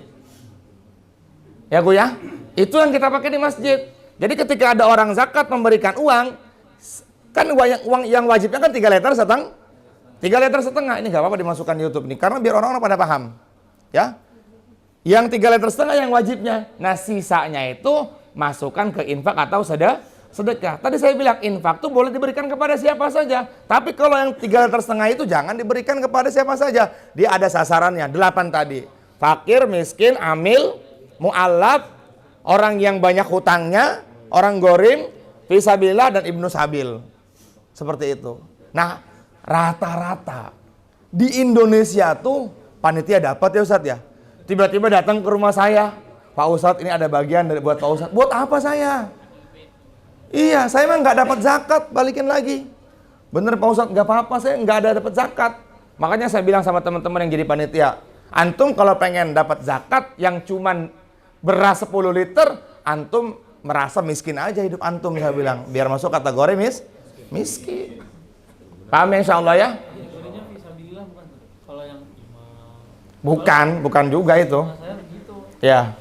Dan itu pembahasan yang memang sangat sulit sekali itu. Tapi Kalau saya ikut pendapat yang fisabilillah itu bukan ustadz gitu kan. Karena waktu belajar di Tembora ya seperti itu.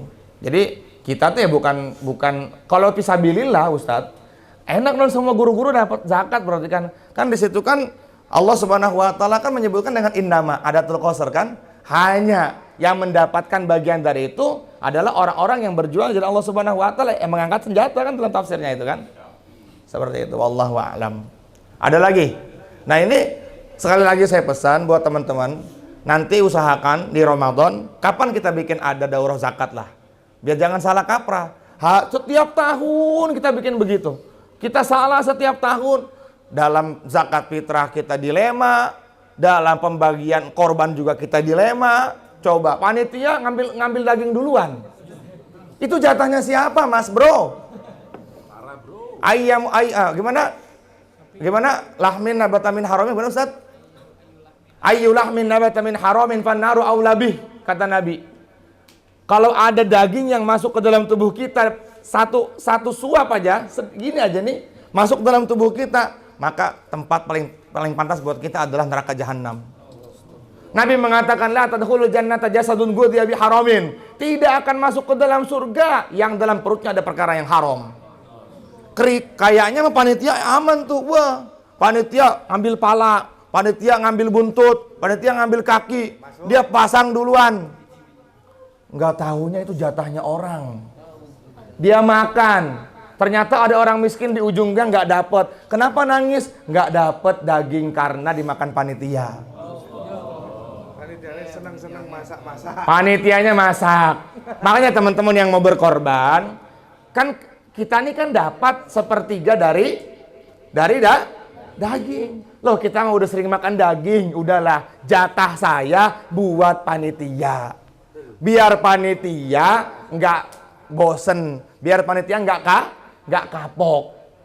Udah, panitia ada berapa? Ada 5 orang. Nah, korban sapi kan 7. Ya udah, aku, Mas Ridho, Bang Alvin, Ustadz Reza, Ustadz Gipari, malamnya musyawarah dulu yang berkorban tuh. Kalau saya mah aman lah daging yang jatah saya buat panitia aja. Ikhlas nggak? Kata Ustadz Gipari, saya juga lah aman. Nah, jadi sisa bagian saya sebagai yang berkorban itu diberikan ke panitia boleh. Ketika panitia masak aman, itu kan jatah saya. Jatahnya orang yang berkorban. Ini kadang-kadang panitia jagal dikasih apa? Kepala. Ini udah kebiasaan nih Pak Ustadz, jagal dikasih kepala di sini. Kebiasaan itu kebiasaan yang haram itu. Jangan sampai itu dibiasakan lagi. Wah, itu keras, Masya Allah. Itu. Kulitnya dijual. Tapi dosa nggak ya korban kan? Yang korban kalau dia tahu dosa. Iya.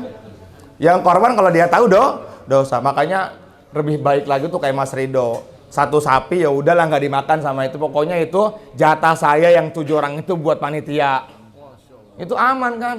Nggak boleh loh. Nabi mengatakan barang siapa yang menjual salah satu dari bagian kurban, maka bukan kurban namanya. Hadis Bukhari Sahih itu kan. Ada orang nih, saya dapat kulit. Panitia ngejual kulit, kemudian uangnya dibelikan buat minum, buat makan nasi padang. Wah. Padahal makan api neraka jahanam itu. Dia makan api neraka jahanam.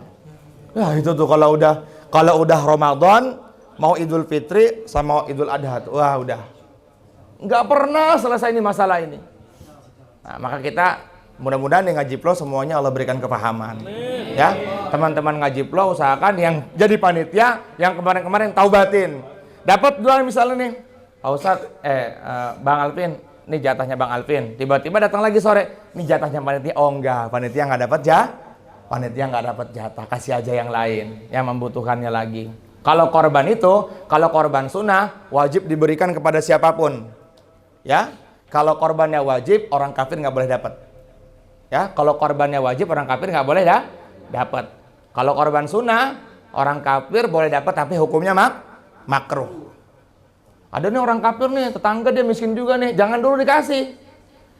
Yang diprioritaskan adalah orang-orang Islam. Ketika semuanya orang Islam sudah dapat, maka kita lihat kampung sebelah.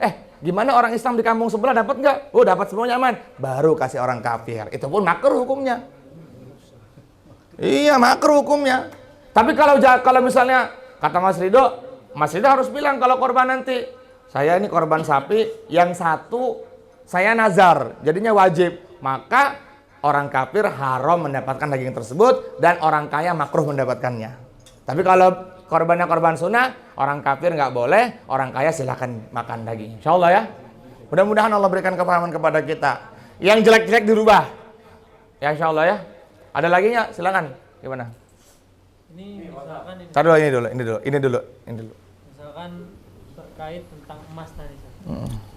Ada 9 zakat wajib itu kan 90 gram. 90 gram ketika jatuh nisabnya 1 tahun. Pada bulan 1 Muharram punya emas 90 gram. Pada tanggal misalkan 30 Zulhijjah Ya. di akhir tahun Ya. Ada keperluan. dikasih nih satu orang nih. Udah saya keluarin nih 1 gram supaya menghindari zakat tadi. Karena Iya. harus ngeluarin 2,5%. Tapi bahasanya dikasih. Itu ada yang menghelah gitu lah mungkin. Itu gimana Ustaz? Kira-kira? Itu namanya dari pembenaran, itu nggak wajib zakat. Nggak wajib zakat. Tetap nggak wajib zakat. Tetap nggak wajib Maksudnya zakat. dosa nggak kayak gitu? Ya kalau caranya begitu jadi dosa. Karena sengaja gitu. Karena sengaja Karena sengaja kayak menghindari zakat. menghindari zakat gitu. Kenapa sih ngeluarin 2,5% dari 90 gram kan? Parah itu, bakhil banget itu namanya tuh. Sangel lagi. Al-bakhil ba'id minallah, ba'id minan nas, qaribun minan nar. Orang bakhil itu jauh dari Allah, jauh dari manusia, dekat dengan api neraka jahanam. Tapi dosa tadi itu. Tapi nggak wajib zakat itu. Jatuhnya bahil ya? Jatuhnya bakhil. Ada lagi di atas bakhil, suh. Apa tuh suh? Dia bisa beli tapi dia nggak mau beli. Lagi makan, tiba-tiba Mas Ridho datang, asik, gembus datang, ditraktir gue. Itu suh tuh namanya. Di atasnya bakhil tuh. Padahal dia mampu bayar. Lagi makan nih di warung. Ya kan, saya, Bang Umar, Bang Arif makan di warung. Tiba-tiba datang Bang Alvin. Psst, kayaknya Alvin yang bayarin kita nih. Nah itu suh tuh. Kayak gitu nggak pantas masuk surga kayak gitu. Gak pantas. Nggak pantas. Gak Mas. pantas. Bener. Bagaimana ayatnya Ustaz? Wa may yuqa syukha nukhsuha nafsihi fa huwa dhalimun li nafsihi ya. Gimana Ustaz ayatnya itu? Nah, faulaika humul masa muflihun khosirun. Faulaika humul khosirun. Nah, siapa orang yang telah suh dalam dirinya, maka dia dalam kerugian yang sangat besar. Ya gitu. Lagi main ya kan sama Bang Umar ke kebun jeruk. Dia mampu tuh beli minyak wangi yang harganya 20.000, tapi tunggu dulu dibayarin Bang Umar. Itu namanya suh tuh. Kerugian yang besar, tempatnya dalam neraka jahanam. Iya, mendingan langsung ngomong aja. Hati-hati tuh, Bang Umar bayarin dong. Jangan nunggu-nunggu dulu, dilihat-lihat dulu. Kalau minta gitu boleh ya? Kalau minta ya itu masih mendingan daripada dia suh ke dalam hatinya mengharapkan sesuatu kepada selain wa man i'tamada 'alan nas malla. Siapa yang digantungkan harapannya kepada manusia, maka dia akan kecewa. Udah dipegang-pegang ternyata Bang Umar bayar sendiri. Akhirnya ujung-ujungnya kecewa. Kecewanya sakit hati, udah gitu dapat dosa besar lagi dari Allah. Hah? Masa deh? Karena wa mayuqa ya. Siapa yang mayuqa? Siapa yang jaga dirinya? Oh, siapa yang menjaganya? Wa may yuqa nafsi. Terus wa may yuqa suqa faulaika humul muflihun. Nah, orang yang bisa menjaga dirinya dari sifat maka dia akan mendapatkan keberuntungan yang besar. Insyaallah ya. Jadi kalau kita punya uang, bayar aja langsung. Nunggu lihat-lihat dulu. Lama banget nih Bang Umar bayarannya. Lama banget nih Mas Ridho bayarannya. Lama banget nih Bang Arif bayarannya. Nauzubillah min zalik. Ya. Tapi kalau kita makan di restonya Mas Ridho, kita nggak boleh bayar, curang. Katanya kalau mau bayar harus 20 juta katanya. Gimana bayar 20 juta itu? Pintu, Masya Allah. Curang banget Mas Ridho itu. Insya Allah. Gimana? Assalamualaikum. Salam. Ini mengenai zakat tadi. Ya. Seumpamanya kita udah bayar zakat fitrah gitu umpamanya. Nah, terus kita besoknya tuh dapat kupon untuk pengambilan zakat lagi gitu. Nah, saya juga bingung gitu tetangga juga sebagai itu gimana itu? Mas Ridho dapat kupon nggak Mas? Apa? Mas Ridho dapat kupon nggak? Wah. Jangan Mas. Zakat itu beras itu adalah beras yang kotor. Itu kan kotoran kita itu. Ya, Masya Allah. Jadi teman-teman yang merasa mampu jangan mau makan beras zakat. Jangan diterima kalau gitu. Tapi jenengan ngerasa punya apa enggak? Cukup apa enggak pas malam 1 Syawal itu? Cukup lah. Mau ah. Hah? Enggak, aku tanya dulu. Kalau mungkin panitia ngerasanya jenengan masih kurang mampu gitu atau enggak? Kan dalam sampai 3 hari ke depan dia ada cukup atau tidaknya. Aman ya, kalau nggak ngambil zakat itu Aman. 1 sampai tanggal 3 Syawal aman ya? Oh aman berarti nggak usah diambil ya nanti kupon-kupon kayak begitu. Ladang berarti kalau sampai. Satu lagi Tan. Ya. Kalau orang miskin tuh bayar zakat enggak gitu? Oh baik. Tadi orang miskin itu dia wajib menerima zakat pertama, dan dia wajib membayar zakat kalau malam 1 Syawal dia ada kemampuan. Contoh, ada orang namanya satu keluarga namanya Abdullah. Betul-betul dia nggak punya harta sama sekali, nggak punya uang, nggak punya harta. Akhirnya Bang Alvin tahu kan, akhirnya sedekah tuh, bukan sedekah, bayar zakat ke situ. Bang Alvin kan ada 4 orang tuh, 3,5 liter kan kali 4, tambah lagi Bang Alvin mungkin 1 orang 1 karung. Kemudian Mas Ridho anggaplah 10 orang, udah 15 karung.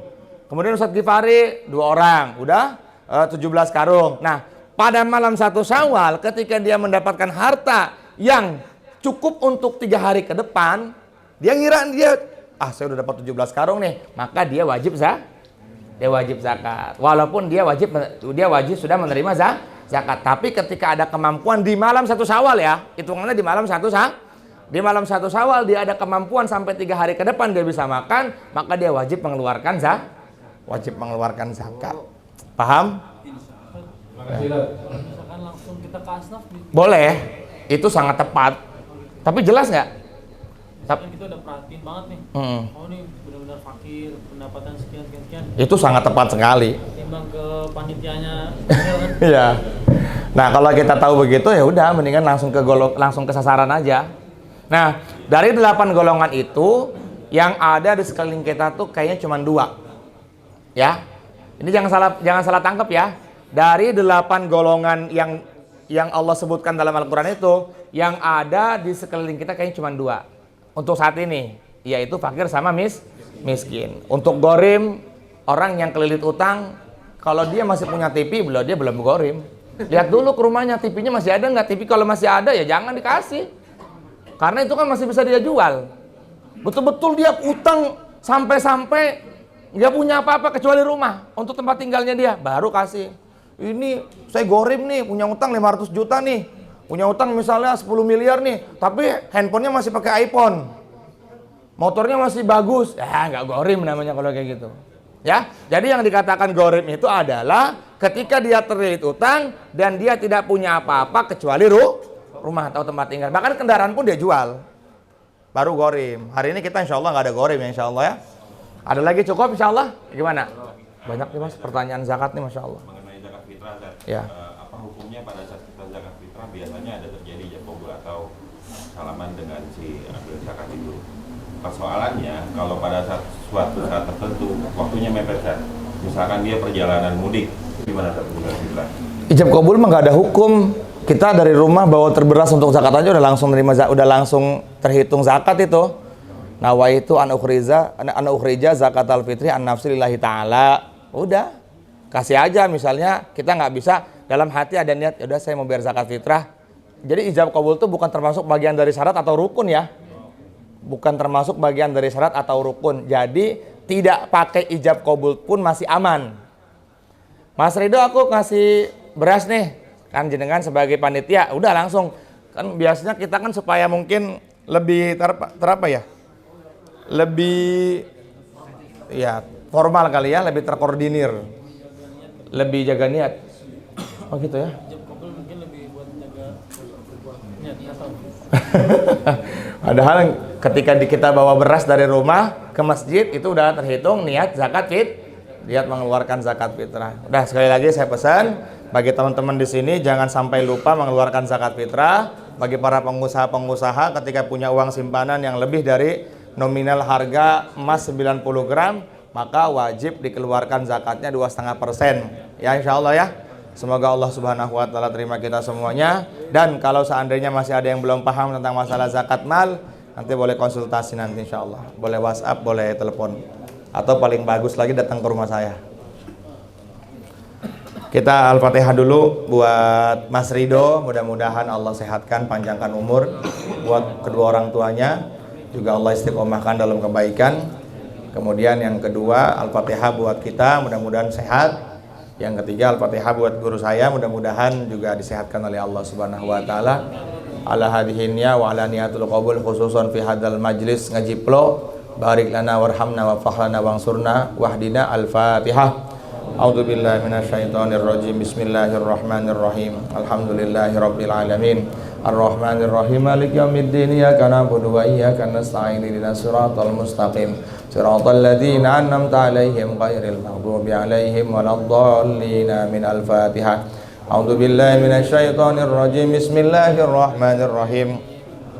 Alhamdulillahirabbil alamin. Ar-Rahmanir Rahim. Maliki yaumiddin. Iyyaka na'budu wa iyyaka nasta'in. Ihdinas siratal mustaqim. Siratal ladzina an'amta 'alaihim ghairil maghdubi 'alaihim waladdallin. Amin. Awaina naqra surat al-Fatihah khususan hadiyatan syamilatan balighatan ila arwahi alladziina sayyidina al-kiram ta'ala alhamdulillah ghafarallahu lahu dzunubahu wa satara aibahu wa jana wa ila hadrati khususan al-kiram marfa'allahu wa billah habit alaina min barakatihim. Al-Fatihah. A'udzu billahi minasyaitonir rajim. Bismillahirrahmanirrahim.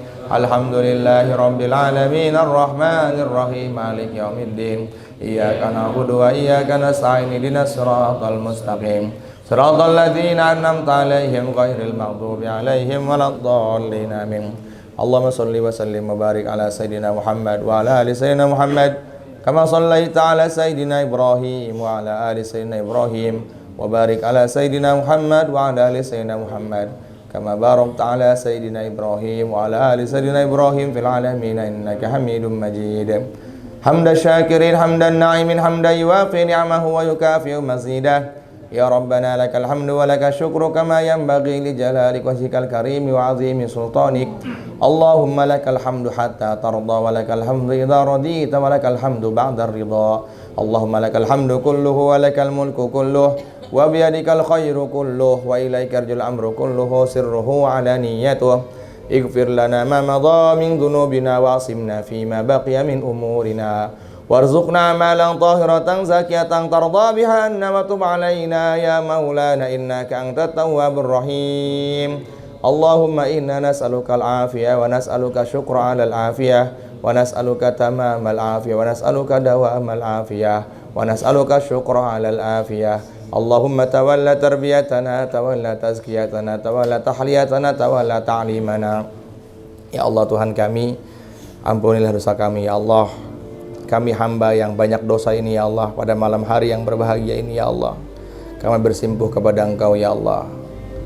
Ampuni dosa-dosa kami ya Allah, dosa teman seperjuangan kami ya Allah, dosa istri kami ya Allah, dosa kami ya Allah, dosa istri kami ya Allah, istri kami yang senantiasa mendidik anak-anak kami ya Allah, menjaga anak-anak kami ya Allah. Angkat derajatnya ya Allah, pandanglah kesusahan mereka ya Allah dengan pandangan rahmat-Mu ya Allah. Pandanglah istri kami ya Allah, angkat derajatnya ya Allah, sempurnakan imannya ya Allah. Ya Allah, kami banyak dosa kepada terhadap istri kami ya Allah. Kami membohonginya ya Allah, kami membentaknya ya Allah, kami tidak mempedulikannya ya Allah, kami durhaka kepadanya ya Allah. Maafkan kami ya Allah. Dia sudah lelah ya Allah, dia sudah letih ya Allah menjaga anak kami ya Allah. Dia sudah lelah ya Allah, dia sudah letih ya Allah menjaga kehormatan kami ya Allah. Pandang dia dengan pandangan rahmat-Mu ya Allah. Sayangi dia dengan sayang-Mu ya Allah. Ya Allah ya Tuhan kami, ampuni juga dosa anak-anak kami ya Allah. Mungkin mereka berbuat dosa ya Allah karena kesalahan kami ya Allah. Mungkin mereka tidak nurut kepada kami ya Allah karena kami juga tidak nurut kepada Engkau ya Allah. Dosa yang kami kerjakan efeknya ke keluarga kami ya Allah. Ya Allah ya Tuhan kami, ampuni dosa teman-teman kami ya Allah, teman seperjuangan kami ya Allah. Ya Allah ya Tuhan kami, ampuni dosa guru-guru kami ya Allah. Angkat derajat guru-guru kami ya Allah. Sehatkan guru kami ya Allah. Sembuhkan guru kami ya Allah. Apa daya kami kalau tidak ada guru ya Allah. Kami hanya debu yang menempel di kaki sandalnya guru ya Allah. Ya Allah, sehatkan Ki Fatah ya Allah. 60.000 santri menunggunya ya Allah. Alumni-alumni menunggunya ya Allah. Nasihat-nasihatnya kami tunggu ya Allah. Jangan kau cabut nyawanya ya Allah. Panjangkan umurnya ya Allah. Guru kami ya Allah, Ki Fatah ya Allah, sehatkan ya Allah. Sembuhkan penyakit jantungnya ya Allah. Sembuhkan penyakit jantungnya ya Allah. Sehatkan Ki Fatah ya Allah. Banyak memikirkan umat ya Allah. Banyak memikirkan santri. Tidak pernah mengeluh karena sakitnya ya Allah. Itulah guru kami ya Allah.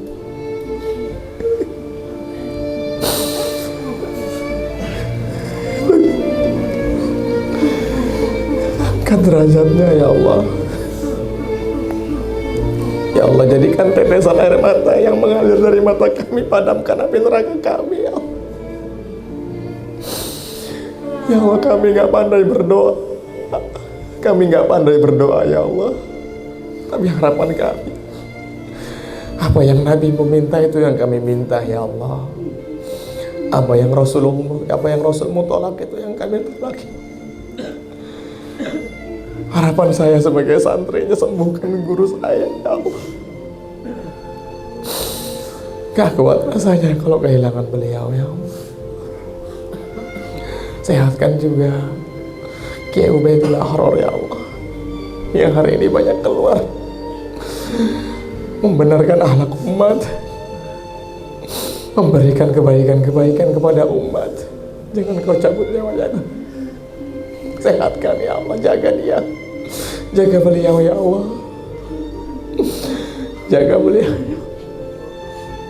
Guru-guru kami yang tinggal di Temboro ya Allah, sampai guru-guru kami yang tinggal di Pakistan ya Allah, sehatkan ya Allah. Guru-guru kami yang tinggal di Banten ya Allah, sehatkan ya Allah. Guru-guru kami yang tinggal di Sukabumi, sehatkan ya Allah. Berkahi kami sebab mereka ya Allah. Berkahi kami sebab mereka ya Allah. Jangan kau hanya hinakan kami karena kami tidak adab kepada mereka. Kami banyak durhaka kepada guru kami ya Allah, tapi Engkau masih pilih kami bisa memberikan kebaikan kepada banyak orang ya Allah. Tutup aib kami ya Allah. Tutup aib keluarga kami ya Allah. Tutup aib anak-anak kami ya Allah. Tutup aib istri kami ya Allah. Jangan kau bukakan aib istri kami di depan kami ya Allah. Tutup aib istri kami. Tutup aib suami kami ya Allah. Ya Allah, apa jadinya kalau satu aib kau buka ya Allah? Mungkin kami tidak punya lagi teman ya Allah, tidak punya lagi saudara ya Allah. Ya Allah, jangan kau tampakkan aib saudara kami di depan kami ya Allah. Engkau maha sattar ya Allah, engkau maha penutup aib ya Allah. Tutup aib kami semua ya Allah. Tutup aib guru-guru kami ya Allah. Jangan kau buka aib guru-guru kami di depan kami ya Allah. Biar kami tetap adab kepadanya ya Allah. Ya Allah, orang tua kami menurunkan kami ke dunia, tapi guru kami mengangkat derajat kami di surga ya Allah. Ya Allah ya Tuhan kami, jaga kedua orang tua kami ya Allah. Jaga ibu kami ya Allah. Kesakitan ketika dia melahirkan, balas dengan surgamu ya Allah. Kami gak bisa membalas kebaikan itu ya Allah. Hari ini kami membentaknya ya Allah. Kami meninggalkan ya Allah. Kami tidak mengabarinya ya Allah. Dia membutuhkan kabar dari kami, tapi kami gak peduli kepadanya ya Allah. Kami gak pantas masuk ke dalam surga ya Allah, karena kami durhaka kepada kedua orang tua kami ya Allah.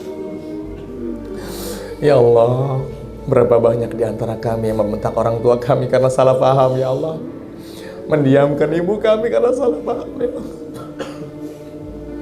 Ya Allah, tutup aib ibu kami ya Allah. Sehatkan badannya ya Allah yang masih ada ya Allah. Istiqomahkan dalam amal ya Allah. Pandanglah dengan pandangan rahmat-Mu ya Allah. Sayangi dia ya Allah, sebagaimana Engkau menyayangi Rasulullah, sebagaimana Rasulullah menyayangi umatnya ya Allah. Pandanglah ibu kami ya Allah. Ampuni dosa-dosa ibu kami ya Allah. Ya Allah, besarkan badan kami ya Allah, agar ibu kami tidak masuk ke dalam neraka nanti ya Allah.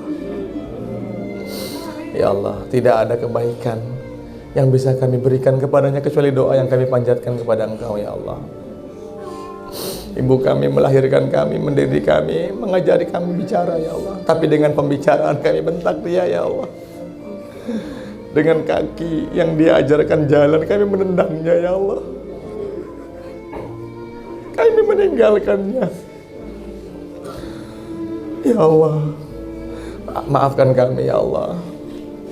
Jadikan kami termasuk golongan orang-orang yang senantiasa berbakti kepada orang tua kami ya Allah. Ya Allah, matikan kami dalam keadaan orang tua kami ridha kepada kami ya Allah. Matikan kami duluan ya Allah, agar biar mereka ridha kepada kami ya Allah. Jangan matikan mereka ya Allah. Bagaimana nanti kalau mereka mati sementara belum ridha kepada kami ya Allah, maka pintu surga tertutup buat kami ya Allah. Ya Allah ya Tuhan kami, ayah kami ya Allah, pandang dengan pandangan rahmat-Mu ya Allah. Bekerja siang dan malam, pengorbanannya begitu tinggi, senantiasa berjuang demi menafkahi keluarganya ya Allah. Rela berbohong, berani meninggalkan sholat demi pekerjaannya agar kami bisa makan. Ampuni mereka semua ya Allah. Jangan Kau azab mereka ya Allah, karena mereka hamba-Mu juga ya Allah. Mereka umat Nabi-Mu ya Allah. Pandang orang tua kami ya Allah, pandang ayah kami ya Allah. Mereka berbohong karena mereka mencari nafkah ya Allah, demi kami bisa makan ya Allah. Ya Allah, siang dan malam mereka bekerja ya Allah, mendidik kami ya Allah. Istiqomahkan mereka dalam amal ya Allah. Istiqomahkan mereka dalam iman yang sempurna ya Allah. Ya Allah, kalau seandainya di antara kami ada orang tua yang sudah meninggal dunia ya Allah, terangi kuburnya ya Allah. Luaskan kuburnya ya Allah, sejauh mata memandang. Jumpakan Rasulullah malam ini di kuburnya ya Allah. Pertemukan Rasulullah dengannya. Pertemukan dengannya dengan Rasulullah SAW. Berikan telaga kausar-Mu nanti ya Allah, telaga kausarnya Rasulullah SAW. Ya Allah ya Tuhan kami, terimalah ngaji kami setiap malam ini ya Allah. Ya Allah, kalau ngaji kami diterima ya Allah, maka kami akan ada perubahan dalam hidup kami ya Allah. Ya Allah ya Tuhan kami, terimalah ngaji kami ya Allah, walaupun kami masih banyak main-main ya Allah. Ya Allah, selesaikanlah hajat-hajat kami ya Allah.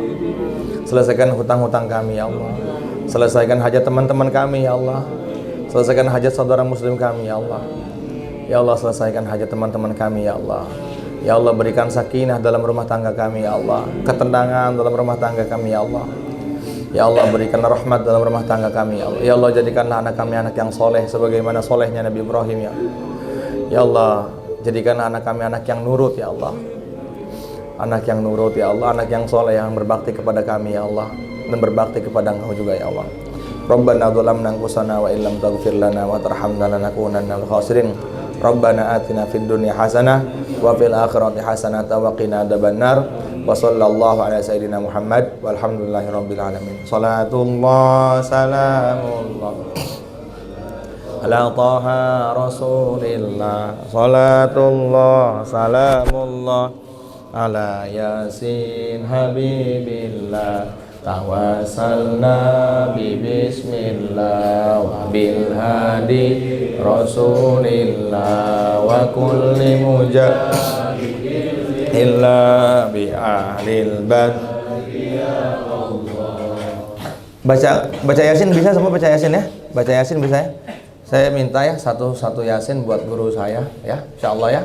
Bukan malam ini, kapan aja, yang penting ketika baca Yasin niatkan buat kifatah biar sehat, insyaallah ya.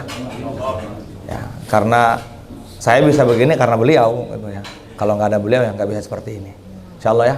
Mudah-mudahan Allah terima kita semuanya. Subhanallah bihamdihi, subhanakallahumma wa bihamdika, asyhadu an la ilaha illa anta, astaghfiruka wa atubu ilaik. Assalamualaikum warahmatullahi wabarakatuh.